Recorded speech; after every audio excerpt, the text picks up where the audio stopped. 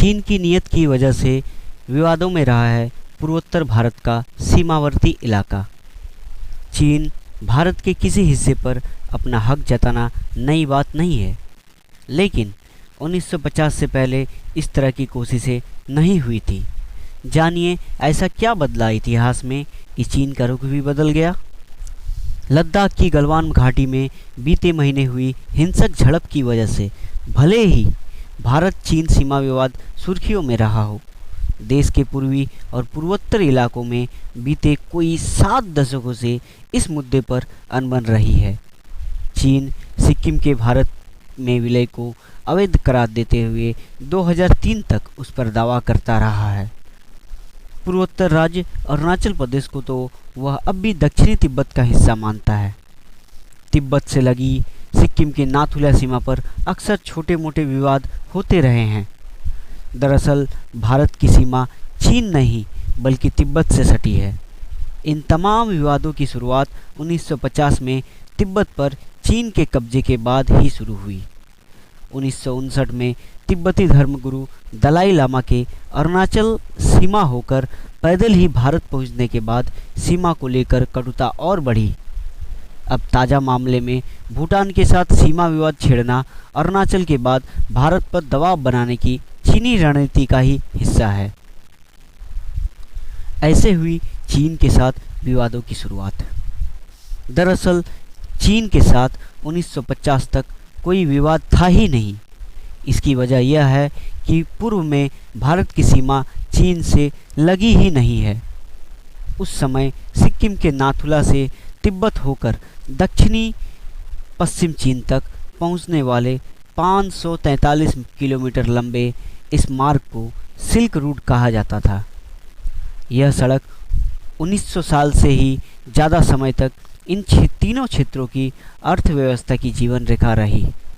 लेकिन 1950 में तिब्बत पर चीन के कब्जे के बाद जहां सिक्किम और अरुणाचल प्रदेश की सीमा को लेकर विवाद हुआ, वहीं 1962 की लड़ाई के बाद देश विदेश में मशहूर सिल्क रूट भी बंद हो गया। हालांकि बाद में उसे 2006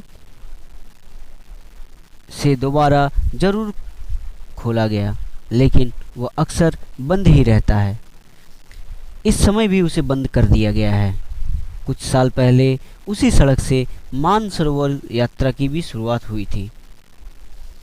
तिब्बत पर कब्जे के बाद चीन की निगाहें हमेशा सिक्किम और अरुणाचल प्रदेश पर रही है। सिक्किम के एक तिब्बती नेता लोब्सांग सांग्ये कहते हैं, चीन की निगाहें बहुत पहले से ही लद्दाख, नेपाल, भूटान, सिक्किम और अरुणाचल प्रदेश पर रही है। तिब्बत पर कब्जे के बाद माओ और दूसरी चीनी नेताओं ने कहा था तिब्बत हथेली है, अब इसके इन 5 उंगलियों पर कब्जा करना है। पूर्वी क्षेत्र में भारतीय और चीनी सेना के बीच झड़पों का भी लंबा इतिहास रहा है। सिक्किम के नाथुला सीमा चौकी पर 11 सितंबर से 15 सितंबर 1967 के बीच हिंसक झड़प हुई थी।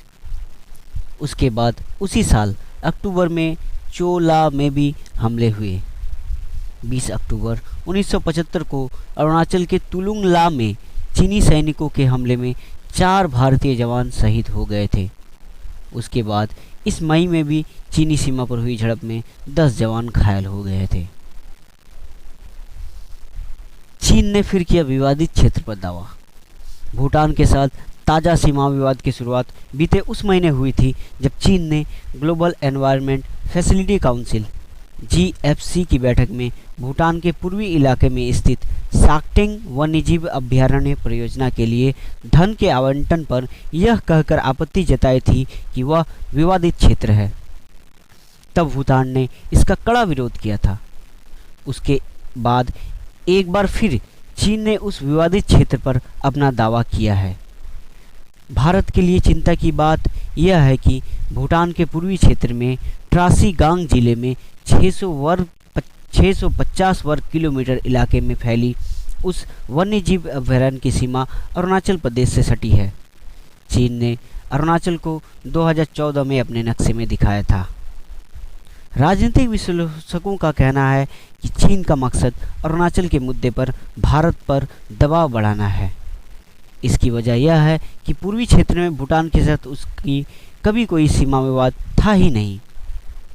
मध्य और पश्चिमी भूटान में चीन के साथ सीमा विवाद रहा है और दोनों देश इस मुद्दे पर 1984 से 24 बार बैठक कर चुके हैं, लेकिन पहले कभी चीन ने उक्त अभयारण्य पर अपना दावा नहीं किया था।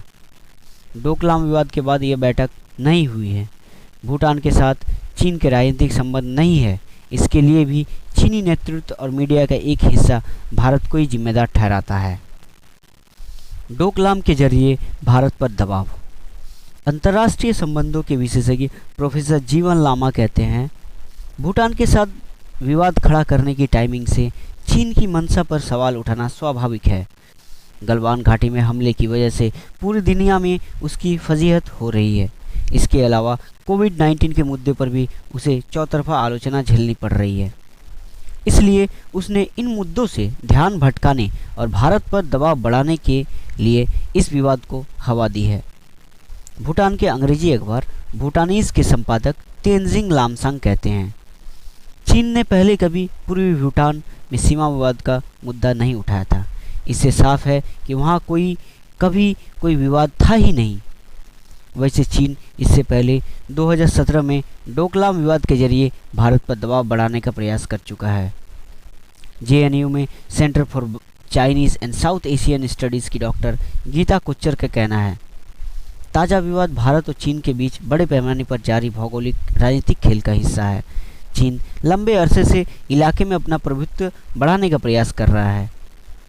उसी की सह पर नेपाल ने भी भारतीय इलाकों को अपने नक्शे में शामिल किया है। भूटान के राजनीतिक विश्लेषकों को आशंका है कि सीमा पर चीन के साथ अगले दौर की बातचीत शुरू होने पर अभयारण्य विवाद भी प्रमुख मुद्दा होगा। लामसांग कहते हैं, चीन के साथ सीमा विवाद का स्थायी समाधान जरूरी है। ऐसा नहीं होने की स्थिति में चीन दबाव बढ़ाने की रणनीति के तहत अक्सर ऐसे दावे करते रहेंगे।